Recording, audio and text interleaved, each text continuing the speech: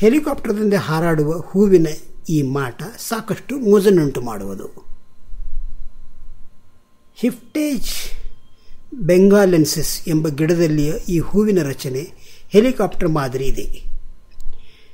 ಇದು ಆಕಾಶದಲ್ಲಿ ಹಾರಾಡುತ್ತದೆ, ತೇಲುತ್ತದೆ.